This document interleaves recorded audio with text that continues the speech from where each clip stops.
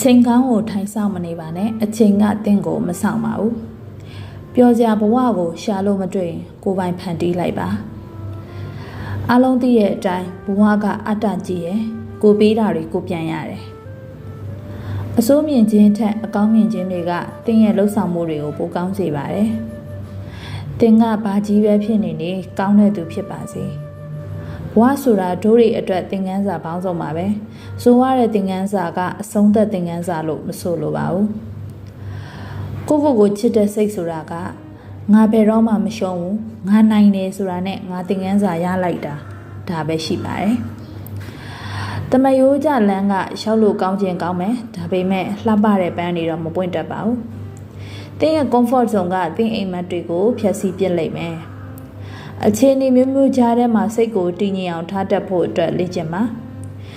တင်းအတိတ်ဆိုတာရှေ့ဆက်ဖို့အတွက်သင်ခန်းစာယူဖို့အတွက်ပဲအတိတ်ထဲမှာမရှင်သန်ပါနဲ့ဆိုးရတဲ့အခြေအနေမျိုးမှာတင်းကကောင်းမွန်စွာနေနိုင်ရင်တင်းနိုင်ပါတယ်တစ်ခါတည်းတင်းအောင်မြင်မယ်တစ်ခါတည်းတင်းသင်ခန်းစာတွေရမယ်အသက်ကိုဝဝရှူလိုက်ပါဒါကစိတ်ပျက်စရာကောင်းတဲ့နေ့လေးတစ်ရက်ပါပဲစိတ်ပျက်စရာဘဝကြီးမဟုတ်ပါဘူးအရာအလုံးကကောင်းတာတွေမြင်တတ်ဖို့အသင်းစိတ်ကိုလေ့ကျင့်ပေးပါ9ချိန်လဲကြရင်10ချိန်ပြန်ထားပါဆက်လက်အာရုံပြုထားပါသင်အလှဲကရောက်တော့မယ်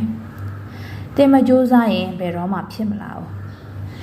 ဘယ်သူကိုမှမဝေဖန်နဲ့သင်ပါလဲဆိုတာကိုတတ်သိပြလိုက်ပါသင်ခံစားချက်တွေထက်ပိုတန်မာအောင်သင်စိတ်ကိုလေ့ကျင့်ပါသင်ကိုသင်အရှုံးမပေးလိုက်နဲ့ဘာလို့လဲဆိုဒါကိုအစပြုခဲ့ရတဲ့အကြောင်းရင်းရှိတယ်မဟုတ်လားအမားကိုပြုလုပ်မိတာကအကောင်းဆုံးလို့ဟန်ဆောင်နေခြင်းထက်ပိုပြီးတော့ကောင်းပါတယ်